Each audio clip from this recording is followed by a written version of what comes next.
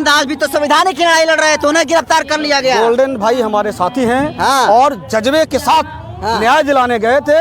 Police ने उनके साथ अभद्र व्यवहार किया है और आने वाला समय में पुलिस भुगतेगी। हम लोगों का शासन आएगा, सरकार आएगा और भाई चंद्रशेखर रावण भारत के प्रधानमंत्री बनेंगे और हम सब बिहार के शासन व्यवस्था में आएंगे और न्याय निश्चित मिलेगा। देर है, अधेर नहीं है। एक अपराधी को अपना साथी बतला रहे हैं आप। गोल्डन भाई अपराधी नहीं है, वो हमारे समाज के लड़ाकू व्यक्ति हैं और कमजोर के जो आवाज उठाते हैं ना, पूरा बिहार और देश देख रहा है। चलिए, गोल्डन दास जो हैं अपराधी हैं, तो हम तो कहते हैं कि अपराधी हैं वो, हम कहते हैं, लेकिन उन लोगों के लिए अपराधी हैं जिनके सीने में दर्द उठता है जब गरीबों को न्याय दिलाने के लिए गोल्डन दास उनके दरवाजा पर पहुंचते हैं। वैसे लोगों के लिए अपराधी हैं गोल्डन दास। अच्छा।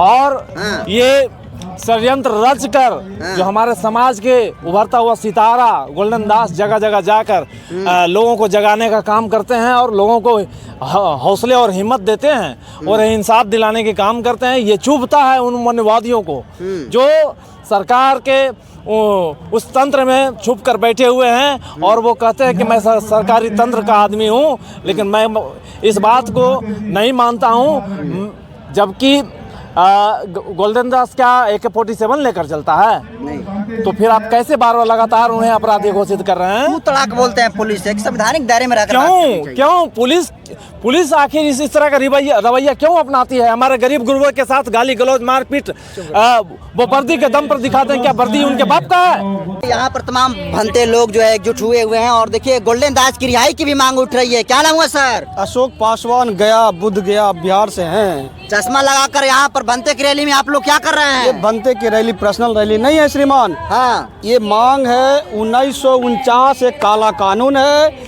जो देश आजाद के पहले का कानून है। हाँ। उसको हटाने के लिए हाँ। जब नया संविधान बना है हाँ। और 1950 से लागू है तो 1949 के कानून लागू क्यों? हाँ। इसको हटाने के लिए और बोध गया महाविहार बुद्ध मंदिर को कब्जा से हटाने के लिए मांग करने आए माननीय मुख्यमंत्री। तो हटेगा, कब्जा हटेगा? जी बिल्कुल हटेगा।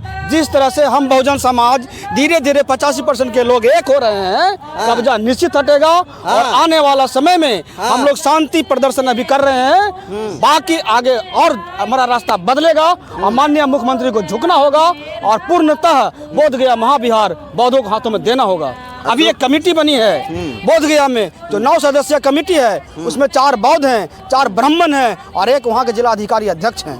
मैं मानता हूँ वहाँ के जिलाधिकारी अध्यक्ष रहे हैं, लेकिन 8 और जो सदस्य बनेंगे केवल बौद्धों के हाथों में रहेगा शासन और सत्ता।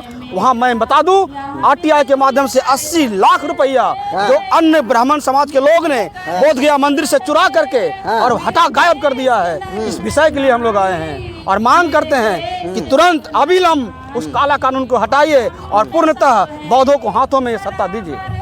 ब्राह्मणों के खिलाफ में यहाँ पर बोला जा रहा है मंच से पुलिस लाठीचार्ज कर देगी। क्यों क्या यह संविधान नहीं है? संवैधानिक देश नहीं है? हम आजाद नहीं हैं? केवल जलेबी खाएंगे और झंडा फहराएंगे, यही हमारी आजादी है। तो गोल्डन दास भी तो संवैधानिक की लड़ाई लड़ रहे थे, उन्हें गिरफ्तार कर लिया गया। गोल्डन भाई हमारे साथी हैं और जज्बे के साथ न्याय दिलाने गए थे। पुलिस ने उनके साथ अभद्र व्यवहार किया है और आने वाला समय में पुलिस भुगतेगी।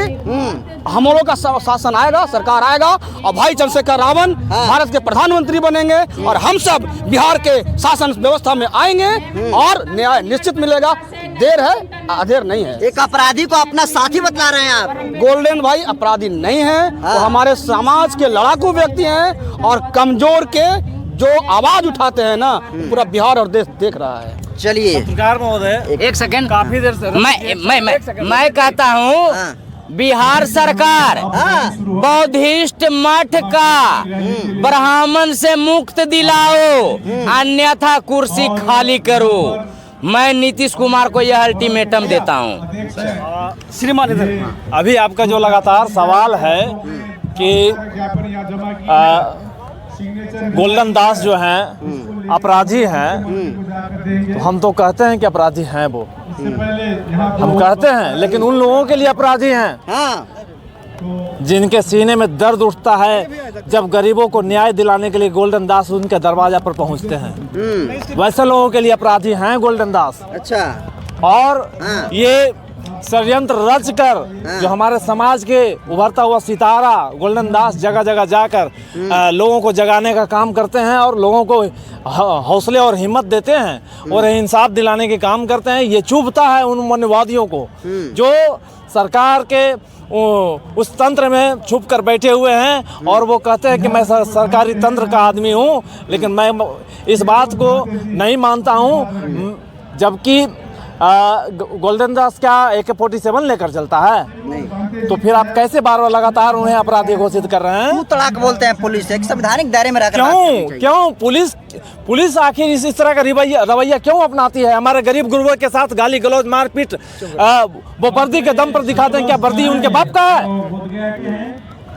भारतीय संविधान में हमें वो हक दिया है, हम उस हक के दायरे में रहते हैं और हक के दायरे में रहकर इंसाफ मांगने का काम करते हैं। चलिए, क्या नाम हुआ सर?